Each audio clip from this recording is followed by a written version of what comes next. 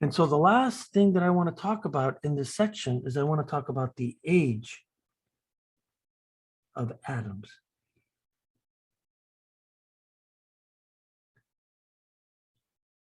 Atoms, as we already know, are made of three constituents. One, it's made of the electrons.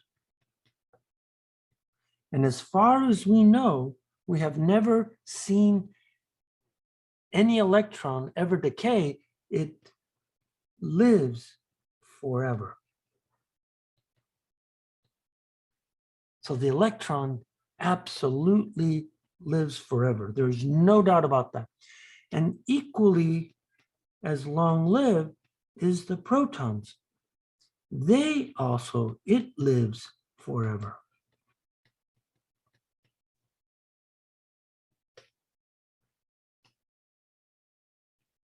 That's not true for the neutron. The neutron, it only lasts around 10 minutes. So if you could put a neutron in your hand, a single neutron, it would change into a proton within, let's say, 10, 11 minutes. But there's a catch here. However,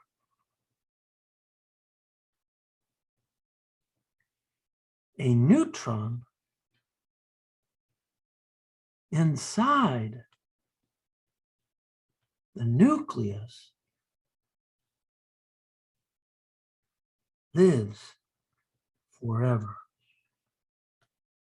So if you put a neutron inside the nucleus, man, it just doesn't decay. It only when you get past atoms 82, which is lead. So from hydrogen to lead, it lives forever. And we only need the atoms before lead to really explain everything that's in your body. So here we go. So since atoms live forever,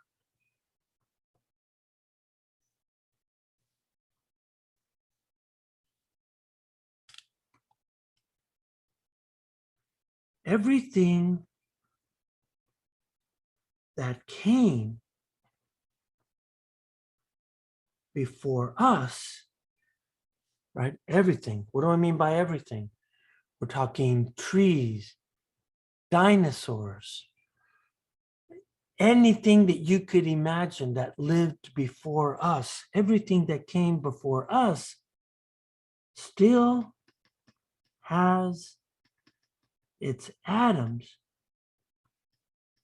here on Earth.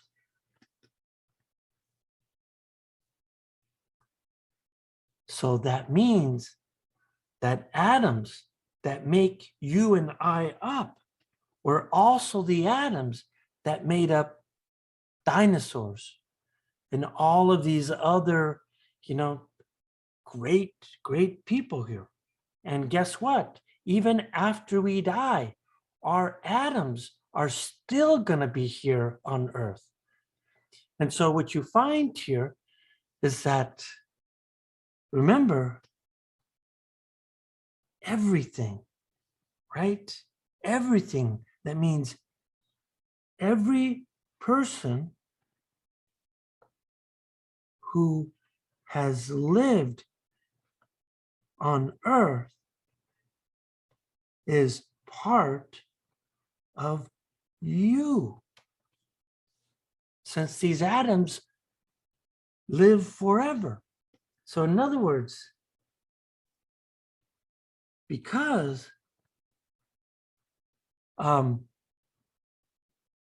atoms are so numerous and live forever,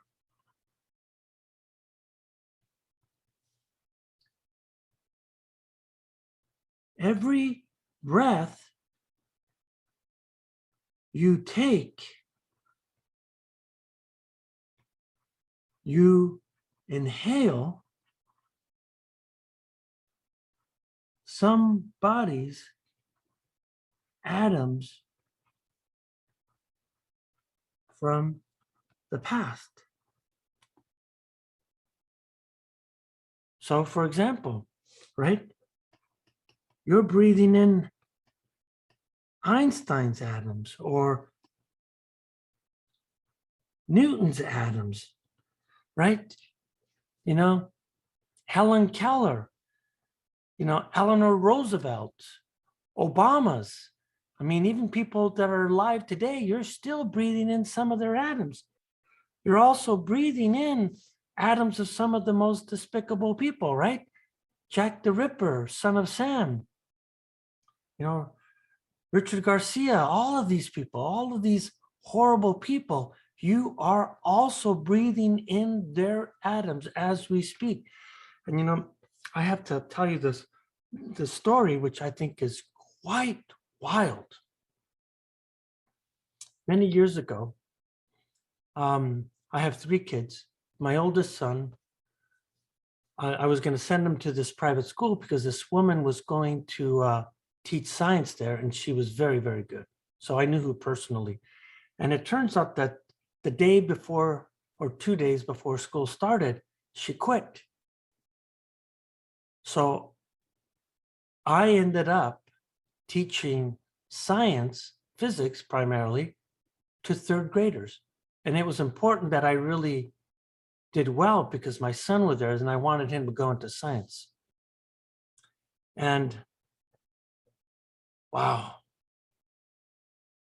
those 3rd graders shocked the hell out of me, I'll tell you that much. So one day I was explaining to these kids here that every time you breathe, there's only like 5 or 6 people in the class. So I would say, like, you know, you're breathing in, you know, Robert's ear atoms. You're breathing in her nose atoms and his toe atoms. And then one little girl she just covered her mouth and she's like sort of like muffling her ear. And there was a boy by the name of Ben that was sitting right next to her. And well, I mean, this is like, I don't know, 30 years ago, 28 years ago, a long, long time ago. And I still have images of this thing as this little 3rd grade girl said this in a very muffled voice. She says, "That means I'm breathing in Ben's dick atoms."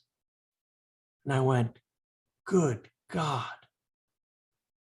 Of course, all the kids got up and they started running away because they didn't want to breathe them. But apparently they didn't understand the lesson. They've been breathing them for quite some time. Just nobody thought about it. Anyways, let's move on.